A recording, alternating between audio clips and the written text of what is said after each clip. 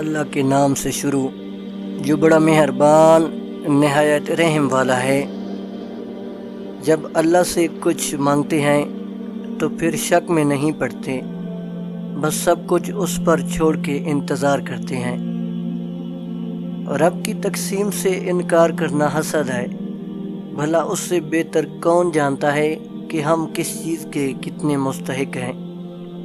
لوٹ جاؤ اپنے رب کی طرف اور کہو بھٹک گیا تھا میں۔ اللہ جو کرتا ہے اچھے کے لیے کرتا ہے، تم نہیں جانتے مگر وہ خوب جانتا ہے۔ قرآن کے ذریعے اللہ تم سے ہمیشہ باتیں کرتا ہے، اتنی بڑی عظمت تمہیں نظر کیوں نہیں آتی؟ اللہ جب کسی کی مدد کرنا چاہے تو لامعلوم سے ایسے سبب بنا دیتا ہے کہ نہ ہونا بھی ہونا ہو جاتا ہے،